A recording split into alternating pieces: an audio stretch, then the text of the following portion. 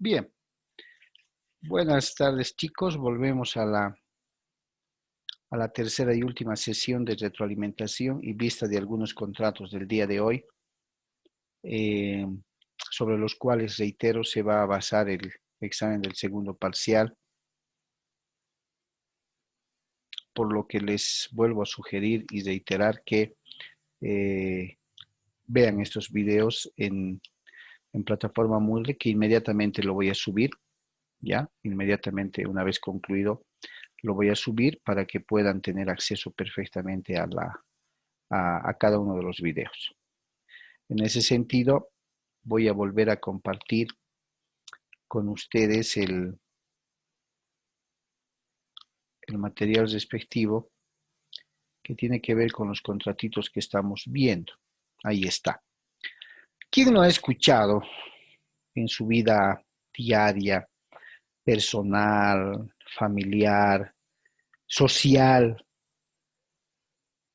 hablar de un poder, hablar de un mandato? ¿Quién? Creo que todos prácticamente, ¿cierto? Creo que todos prácticamente. Entonces, el Código Civil, en la materia que estamos abordando nosotros, fuera del contrato de compra-venta, el contrato de donación que hemos visto, el contrato de alquiler o arrendamiento, también prevé típicamente el contrato de mandato o poder, como lo conocemos nosotros, ¿ya? ¿Qué es un mandato? ¿Qué es un mandato o poder? El poder es un contrato, el mandato quiere decir, de responsabilidad por el que una persona o varias, llamadas mandantes, confían una determinada gestión a otra persona llamada mandatario en uno o más negocios por cuenta y riesgo del mandante. No se confundan, por favor, cuando hablamos de mandato, estamos hablando de poder. O sea, mandato, poder es lo mismo. ¿Ya? El artículo 804 del Código Civil establece una noción sobre lo que es el contrato de mandato y dice que el mandato es el contrato por el cual una persona se obliga a realizar uno o más actos jurídicos por cuenta del mandante, ¿ya? Por cuenta del mandante. Entonces, estamos hablando de que el mandato es un contrato, es un acuerdo de partes por medio del cual una persona se obliga a realizar, a hacer, quiere decir, uno o más actos jurídicos en representación del mandante. Aquello que el mandante de forma personal lo tenía que hacer, lo va a hacer el mandatario mediante este contrato de mandato. Entonces, al que otorga las facultades, al que delega las facultades, se llama mandante o poderdante. Al que va a hacer los actos, al que va a realizar todas las peripecias a cuenta del mandante, se llama mandatario o apoderado. Entonces, definiendo al mandato, podemos establecer que es el poder o mandato, ¿no ve? Por si acaso no se confunda. Entonces, el poder o mandato es un contrato oneroso, consensual y bilateral. Se perfecciona por el solo consentimiento del mandante y mandatario. El del mandatario al momento de aceptar la gestión o el cargo. Ese es el mandato. Clases, formas, prueba del mandato. Y eso es pregunta de examen. El mandato puede ser expreso o tácito. ¿Ya? Puede ser expreso o tácito. El mandato expreso puede hacerse por documento público o privado, por carta o darse verbalmente según el carácter del acto a celebrar en virtud del mandato. Estamos. En nuestra vida jurídica, en nuestra vida real, esto se realiza siempre en documento público. El contrato de mandato se perfecciona por la aceptación del mandatario. Su aceptación puede ser tácita y resulta de ciertos hechos, excepto si se trata de actos de mera conservación o urgencia. Aceptación tácita del mandato entre ausentes. Se presume aceptado el mandato entre ausentes si el negocio para el cual fue conferido se refiere a la profesión del mandatario o si sus servicios fueron ofrecidos mediante publicidad y no se excusó de inmediato. En este último caso, debe adoptar las medidas urgentes de conservación que requiera el negocio. ¿Ya? No es difícil, totalmente sencillo. ¿Qué es el mandato general y qué es el mandato especial? El mandato es especial, ¿por qué? Porque se lo entrega para uno o muchos negocios determinados. Ahí está, ¿no? Determinados. Entonces, el mandato o poder va a ser general, ¿sí? O mejor dicho, va a ser especial cuando se lo delega o se lo entrega para uno o muchos negocios determinados, específicos. O va a ser general cuando se lo entregue para todos los negocios del mandante. El mandato o el poder general, ¿sí?, no comprende sino los actos de administración. Si se trata de transigir, enajenar o hipotecar o de cualquier otro acto de disposición, el mandato debe ser expreso. ¿Qué quiere decir?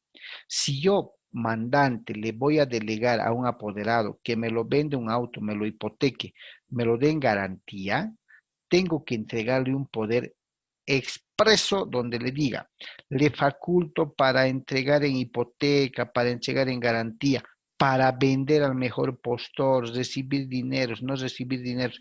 Debe ser expreso, debe ser al punto, específico, porque si no, les van a observar, no sirve el poder o mandato. ¿Ya? Bien. Mandato colectivo. Generalmente lo que las personas hacemos es otorgarnos o nos otorgan un mandato individual, ¿cierto? A uno, una persona te entrega a ti otra persona. Mandato colectivo. El mandato es aquel mandato conferido o entregado por dos o más personas por un acto único y para un negocio común. Obliga solidariamente a cada una de ellas con el mandatario para todos los efectos del mandato. Solo puede ser revocado por todas ellas a menos que exista justo motivo.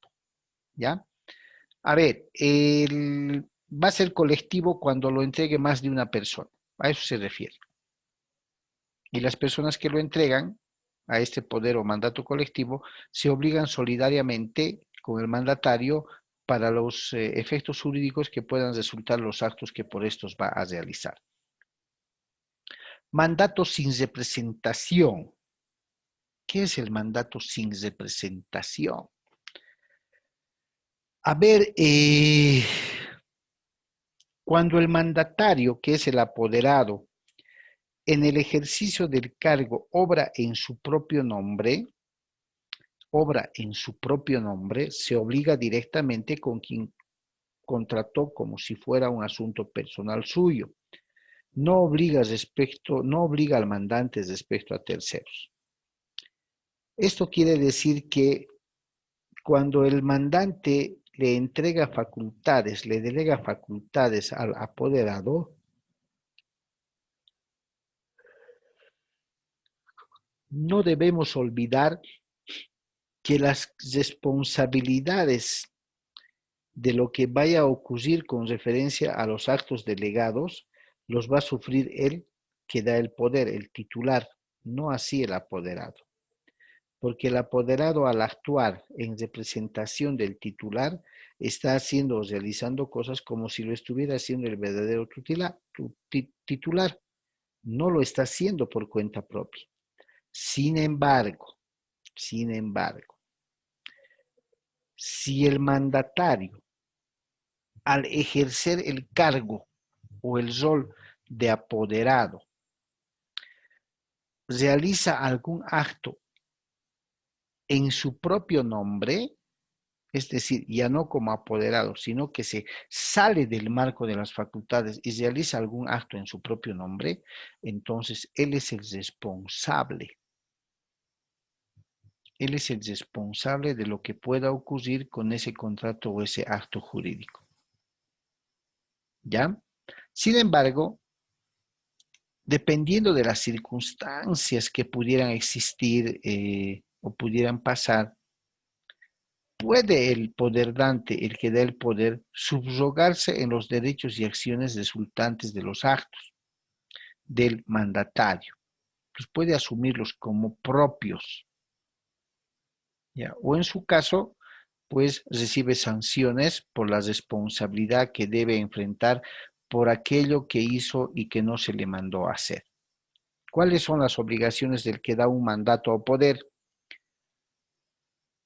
No está obligado a lo que el mandatario haya hecho excediéndose de las facultades conferidas, sino cuando lo haya ratificado expresamente. Eso es cierto. El mandante debe también resarcir al mandatario los daños que éste haya sufrido con motivo de la gestión. A eso se refieren los gastos en los que va a incurrir el apoderado para realizar algunos trámites que tengan que ver con el poder. ¿Cuáles son las obligaciones del apoderado? Está obligado a cumplir el mandato mientras corre a su cargo. En caso contrario, debe resarcir el daño. Está asimismo obligado a continuar a la muerte del mandante la gestión comenzada, si hay peligro de la demora.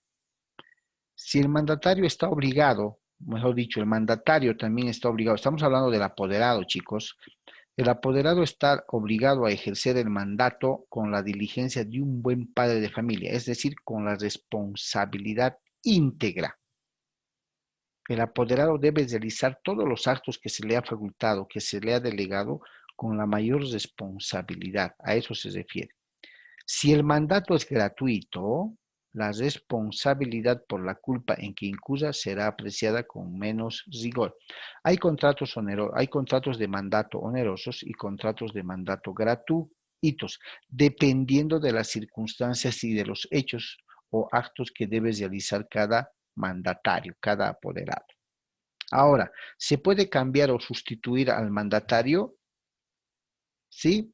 Sí, se puede.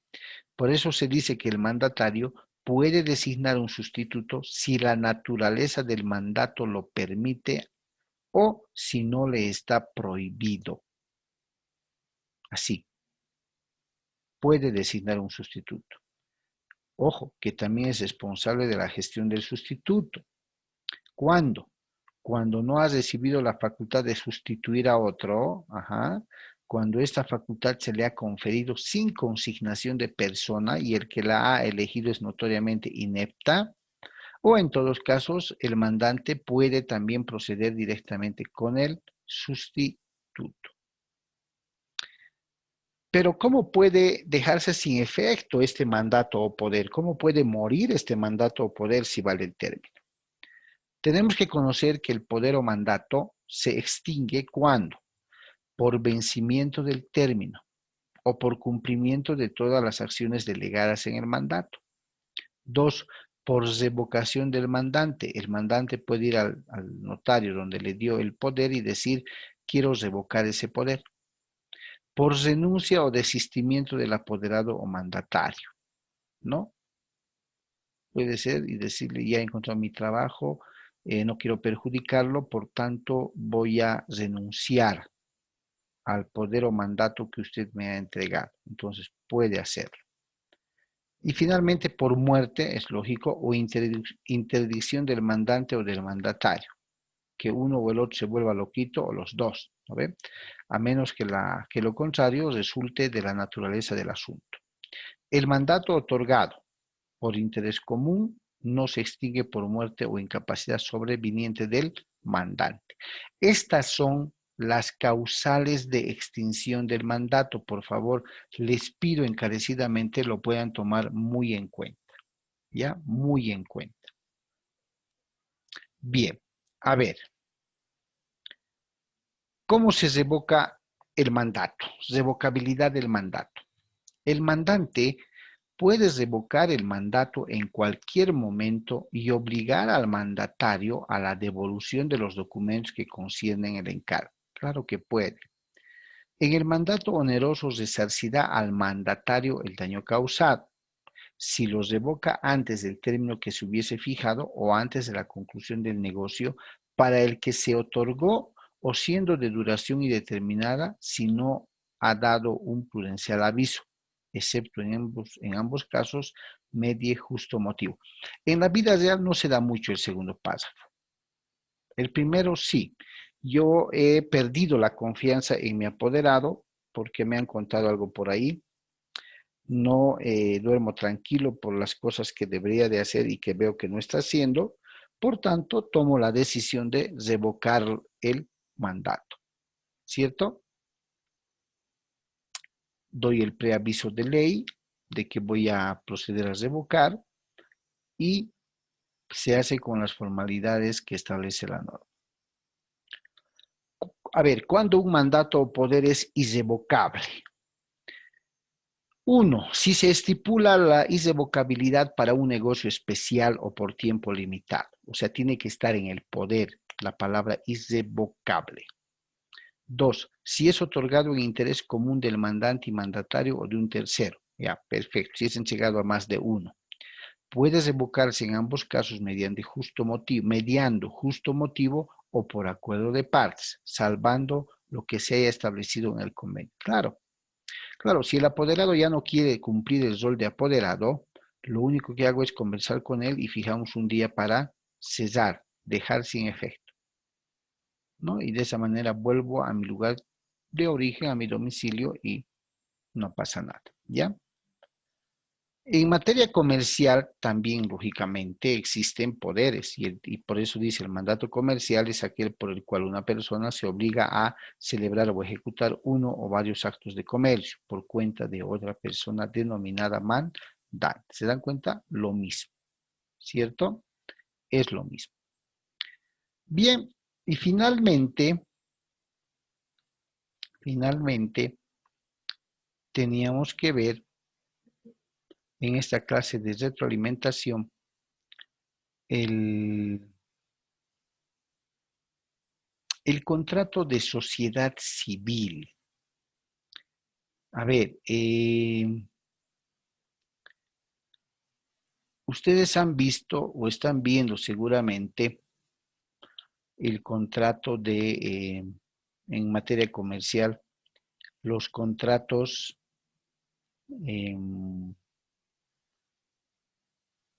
comerciales, ¿cierto? Pero fuera de ello han visto las famosas sociedades que se conoce el Código de Comercio. Sociedad colectiva, sociedad en comandita simple, sociedad de responsabilidad limitada y todo lo demás, ¿no? La característica del Código de Comercio de la actividad comercial es el lucro, ¿cierto? Es el lucro. Veamos entonces a qué se refieren los contratos de sociedad civil que están establecidas en el Código Civil, ¿ya? Según el Código Civil, la sociedad civil es aquel contrato por el cual dos o más personas se obligan, ojo, dos o más personas se obligan a poner en común dinero, bienes o industria con ánimo de repartir entre sí las ganancias. Es decir, mediante la sociedad civil, dos o más personas formalizan un contrato por el que se obligan a poner en común dinero, trabajo, para realizar una actividad empresarial común y repartirse las ganancias. El único requisito legal es que la sociedad tenga un objeto lícito y que se establezca en interés común de los socios que la constituyen. Aquí está la clave. Tiene todas las características de una sociedad comercial, pero es civil. ¿Por qué? Porque dos o más personas formalizan un contrato donde se obligan a poner un dinero en común, bienes o trabajo, para realizar una actividad empresarial y de servicios. En cambio, las sociedades comerciales cumplen una actividad enteramente comercial. Entonces, una sociedad civil la pueden conformar los abogados, los estudios jurídicos, los consorcios, las firmas legales, son contratos de sociedad civil, donde se acuerdan las partes poner un capital, poner mobiliario, poner algo, ¿no?, para ejercer su profesión, servicios legales. Entonces, a eso se refiere el contrato de donación. ¿Cuáles son las características del contrato de sociedad? ¿Es un contrato consensual? ¿Consensual? Sí. ¿Por qué? Porque debe haber consenso, debe haber acuerdo, debe haber consentimiento libre, sin presión alguna. ¿Es un contrato bilateral? Sí, que puede ser también plurilateral. Hay derechos recíprocos que establecer en esos contratos. ¿Es un contrato oneroso y conmutativo? Sí, es un contrato oneroso y conmutativo. ¿Es un contrato preparatorio? Podría decirse que sí, porque si se está delegando facultades, tareas o funciones, puede ser para una segunda tarea. Segundo, es un contrato de tracto o ejecución sucesiva. ¿Por qué? Porque no se agota o se consume por el cumplimiento de una o varias prestaciones. A ver, es de tracto sucesivo porque una persona que va a realizar actos en representación de otra, ¿ya?, en representación de otra persona, no lo cumple en un solo acto, dependiendo que sea un podercito que sea, a ver, para que recoja el título de bachiller de la universidad. Específico, ¿cierto? Para que recoja. Listo. Pero cuando son poderes que se delegan a administradores, a profesionales o a una persona para que me lo realice el trámite de saneamiento legal de mi propiedad, no es un solo acto, ¿cierto? Entonces, por eso se dice que es un contrato de tracto o ejecución sucesiva. A través de los días que van pasando se va realizando el trámite. ¿Es un contrato de confianza? Sí, totalmente, porque para delegar uno a otra persona para que haga ciertas actividades por él, tiene que ser de confianza, ¿cierto? Definitivamente, tiene que ser de confianza, porque si no lo es, estamos fritos. ¿Sí o no? Entonces, esas son las características del contrato de sociedad civil y sociedad civil. Ahora, ¿cuál es la diferencia entre una sociedad civil y una sociedad comercial? Fíjense, las sociedades pueden ser civiles o pueden ser comerciales. Son comerciales, es decir, son sociedades comerciales las que están comprendidas en el Código de Comercio. Lógico, las actividades comerciales y la relación de los agentes auxiliares del comercio tienen que ver con las reglas del Código de Comercio. Las sociedades cuya finalidad es el ejercicio de una actividad empresarial en forma diversa a las actividades comerciales se regulan como sociedades civiles. Esa es la gran diferencia. ¿Ya? La gran diferencia es esa. ¿Cuáles son los elementos de un contrato de sociedad civil? A ver.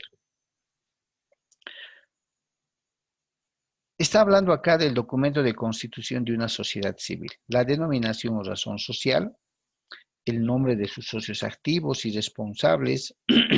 La razón social debe ir seguida de las palabras sociedad civil o SOCCIP, para no confundirse con una sociedad comercial. La sede, objeto y duración de la sociedad debe estar inmersas en el documento. Los aportes o prestaciones de los socios, la participación de los socios en las ganancias o pérdidas de modo de liquidación o de restitución, y aquello que convenga en todo al desarrollo y a la parte legal de la sociedad. ¿Listo? pero no, a ver, la figura tiene que quedar clara, chicos. Una sociedad comercial es lo que su nombre indica, comercial, y está regulada por el Código de Comercio porque realiza actividades comerciales. Un contrato de sociedad civil, ¿ya? Civil, no realiza actividades comerciales los socios, sino que aportan un capital en dinero, en material, en insumos, para desarrollar su actividad empresarial o profesional. Esa es la gran diferencia. Después que se distribuyan las ganancias, las utilidades, los ingresos, ya es otro tema. Sociedad comercial se dedica al comercio. Sociedad civil se dedica a la explotación de su actividad profesional, empresarial o como quieran llamarlo. ¿Listo? ¿Cuáles son las medidas que deben tomarse en relación a las utilidades, a las ganancias o pérdidas que pueda generar esta sociedad? Lógicamente que todo socio tiene derecho a percibir su parte de utilidades. Lógico. Cuando el contrato de constitución no determina otra cosa, la parte de cada socio en las ganancias o pérdidas será proporcional a las partes. Entonces, no solamente se distribuyen las utilidades o ganancias, sino también deben soportar las pérdidas, así como en el lado comercial, pero estamos hablando del lado civil, profesiones y actividades empresariales. Si solo fija la parte de cada socio en las ganancias, se presume que en la misma proporción corresponden las pérdidas. Claro que sí. Claro que sí. ¿Listo? ¿Quién administra esta sociedad civil? La administración de la sociedad se regula por el contrato. En el contrato de constitución de la sociedad civil se debe poner quién va a administrar, quién va a ser el gerente, el administrador, como quieran llamarlo. Ahora, no es necesario y un requisito sine qua non que sí o sí uno de los socios deba ser el administrador. No, no es un requisito. Puede encomendarse la administración a uno o más socios o a un tercero, o bien estar a cargo de todos los socios. O sea, es libre. Puede encargarse a uno o más socios. Puede contratarse a un administrador de afuera, externo, o bien puede estar a cargo de todos los socios. ¿Por qué? Porque, reitero, es el ejercicio de su profesión, de su actividad empresarial, de su actividad empresarial. Entonces, no hay mucho donde perderse con ese tema de la administración. Si ellos quieren, delegan a uno o más socios. Si no quieren, contratan los servicios de un administrador externo. O finalmente se ponen de acuerdo para que todos funjan con el papel de administradores.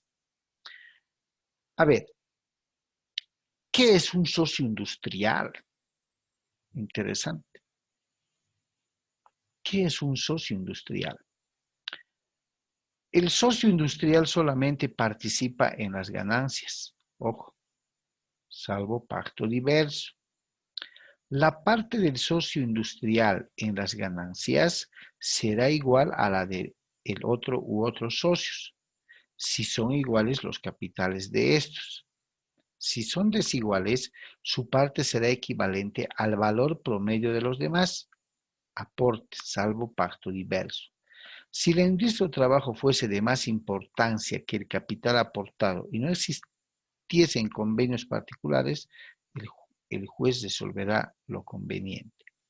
Si el socio industrial ha aportado también capital en esa producción, en esa proporción, le son aplicables las ganancias y pérdidas. Lógicamente, en todo lado, si vale el término, en todo escenario donde se hable de sociedad, estamos hablando de proporciones en el capital, utilidades, pérdidas que puedan tener. Así como una sociedad comercial, la sociedad civil, ¿sí?, se disuelve y cesa toda actividad empresarial o profesional que hubieran empezado con respecto a la sociedad civil los socios. A ver, ¿cuándo se disuelve la sociedad civil? Se disuelve por acuerdo unánime de los socios, por expiración del término, por realización del negocio o imposibilidad sobreviniente de realizarlo, por incapacidad o muerte de uno de los socios, salvo lo previsto con respecto al contrato de constitución, por insolvencia de uno de los socios, siempre que los demás no prefieran liquidar la parte del insolvente, y por falta de pluralidad de socios. Si no se reconstituye en el plazo de 6 meses, por resolución judicial, y 8, por causas previstas en el contrato social.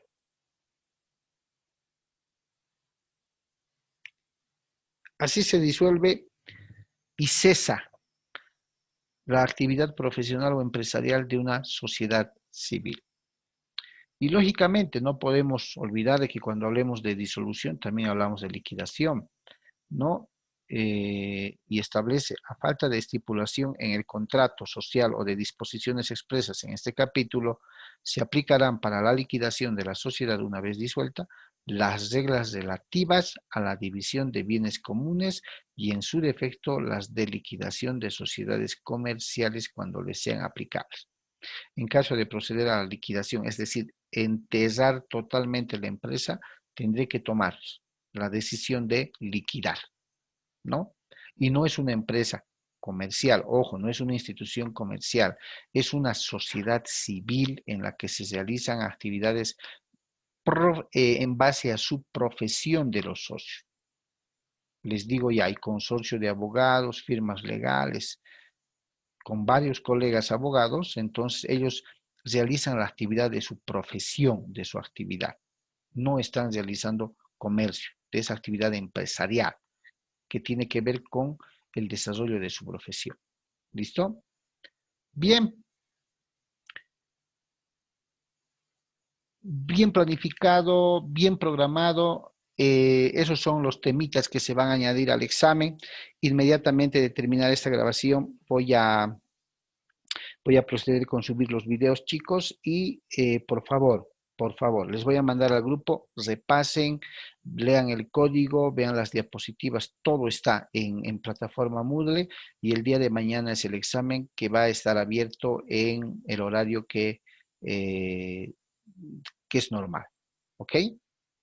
Buenas tardes a todos, muchísimas gracias y que tengan buena suerte en el examen.